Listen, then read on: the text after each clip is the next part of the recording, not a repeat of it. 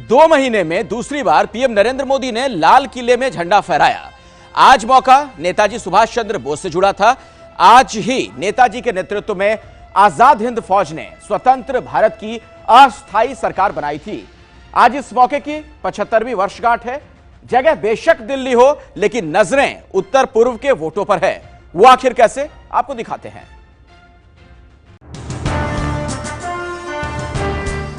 ये तस्वीरें भी इतिहास का हिस्सा बन गई हैं। पीएम नरेंद्र मोदी ने लाल किले में 2 महीने में दूसरी बार तिरंगा फहराया। नेताजी की आजाद हिंद सरकार की 75वीं वर्षगांठ पर लाल किले में खास आयोजन किया गया। कदम कदम बढ़ाए जा, खुशी के गीत गाए जा, ये जिंदगी है कौम की, तू कौम पे लुटाए जा। कदम कदम बढ़ाए जा, खुशी के गीत गाए जा, ये जिंदगी है कौम की, तू कौम पे लुटाए जा। इस कार्यक्रम में सुभाष चंद्र बोस के भतीजे चंद्र कुमार बोस और आजाद हिंद फौज के पूर्व सेनानी शामिल हुए। इस मौके पर आजाद हिंद फौज के सेनानी लालती राम ने पीएम नरेंद्र मोदी को आजाद हिंद सेना की टोपी भी पहनाई, जिसे पीएम ने आखिर तक पहने रखा।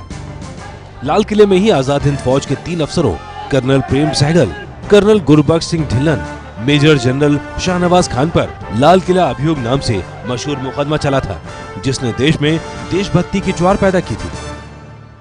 यही लाल किले पर मुकदमे की सुनवाई के दौरान आजाद हिंद फौज के सेनानी शाहनवाज खान ने कहा था कि सुभाष चंद्र बोस वो पहले व्यक्ति थे जिन्होंने भारत के होने का एहसास उनके मन में जगाया। इस मौके पर पीएम मोदी ने कहा, पूर्व सरकारों ने सुभाष जी के योगदान को मिटाने का काम किया। यह भी दुखद है कि एक परिवार को बड़ा बनाने के लिए देश के अनेक सपूतों, वो चाहे सरदार पटेल हो, बाबा साहब आंबेडकर हो, उन्हीं की तरह ही नेताजी के योगदान को भी भुलाने का भरसक प्रयास किया गया। पीएम के बयान पर विपक्ष ने तीखी प्रतिक्रिया दी। वहीं बीजेपी का कहना है कि इसमें कुछ गलत नहीं। And he should not think he has every right to abuse and attack everything that was built and that happened in the past. बेकार की बात कह रहे हैं। इतिहास की इनको जानकारी नहीं है। जनता इतिहास बनाती है, जनता याद रखती है इतिहास को। भगत सिंह हो, सुभाष बाबू हो, वो किसी से उनका कम नाम नहीं है। क्या सरदार पटेल का योगदान किसी और देशवासी से, क्या हम देश को 565 टुकड़ों में बटा हुआ भारत देख सकते हैं?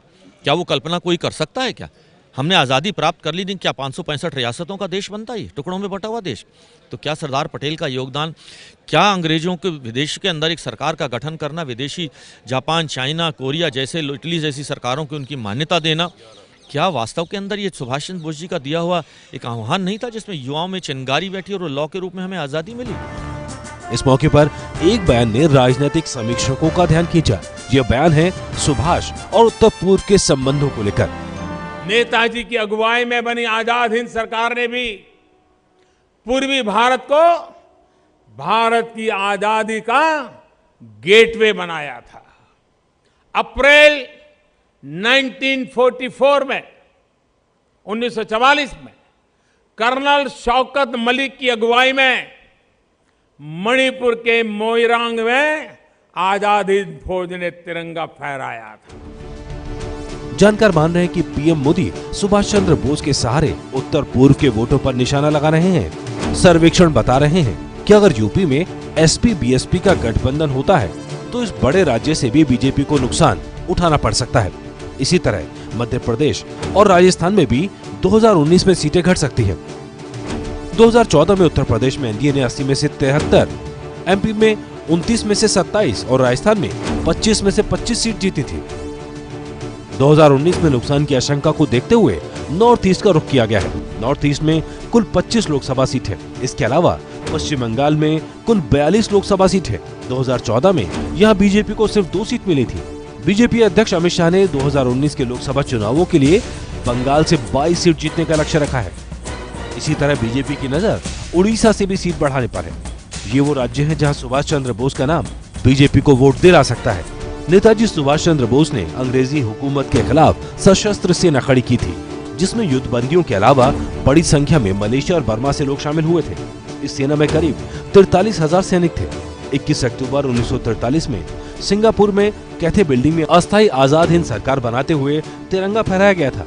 बोस खुद बंगाल से थे और पूर्वी भारत में बोस को लेकर आज भी भावनात्मक लगाव है। ऐसे में आजाद हिंद सेना और नेताजी सुभाष चंद्र बोस को सम्मान देने में बीजेपी कोई कसर नहीं छोड़ना चाहती। केंद्र सरकार की योजना लाल किले पर सुभाष चंद्र बोस के नाम पर एक संग्रहालय खोलने की भी है।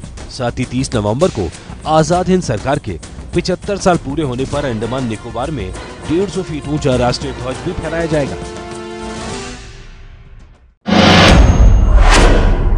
ये है एबीपी न्यूज, आपको रखे आगे।